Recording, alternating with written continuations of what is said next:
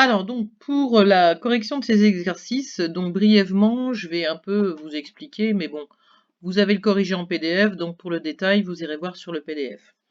Alors l'exercice 15, on a une boule de centre haut et de rayon 8 cm qui est coupée par un plan qui passe par le point A. M est un point de cette section et OA égale 3 cm.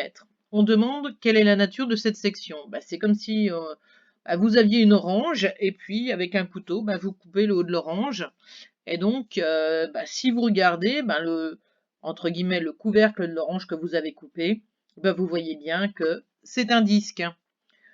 Et donc, on demande de calculer l'aire exacte de la surface de cette section. On calcule l'aire du disque avec la formule pi fois r au carré. Le problème, c'est qu'on doit calculer donc le rayon de ce disque qu'on a coupé.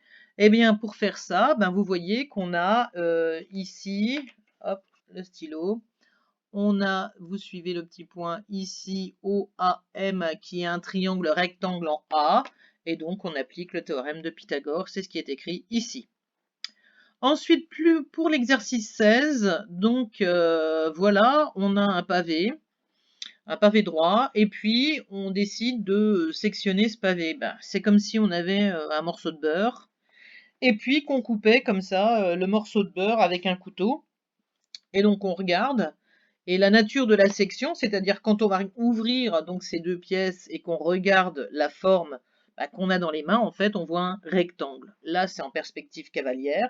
Si vous voulez le faire, vous n'avez qu'à le faire avec un morceau de beurre.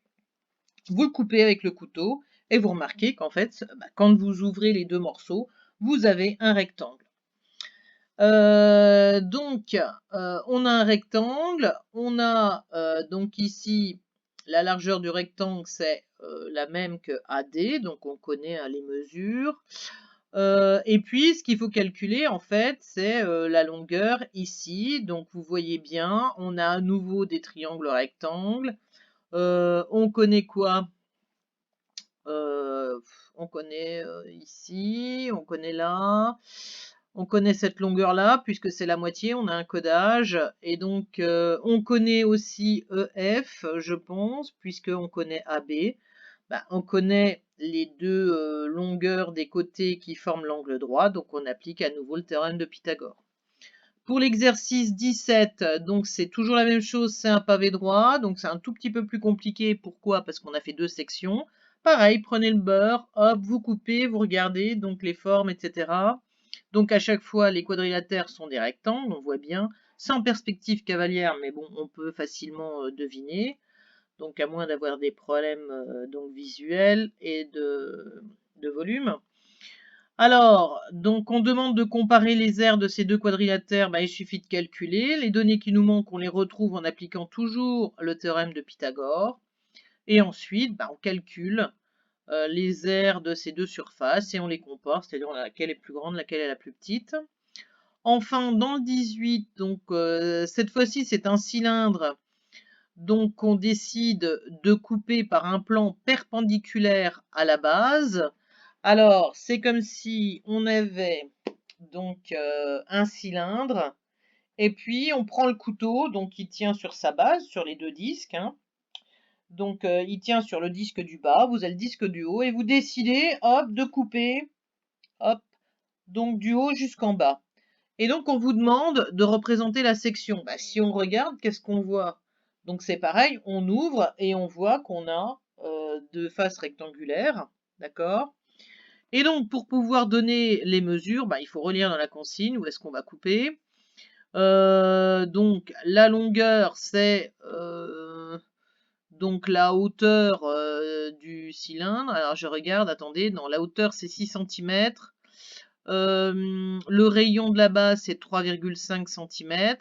Donc, si, comment? Il fait 6 cm de haut, que le diamètre, donc ce sera 2 fois le rayon, donc 7. On a un rectangle de 6 sur 7, voilà. Et on demande de calculer l'aire de cette section, on fait le produit des deux.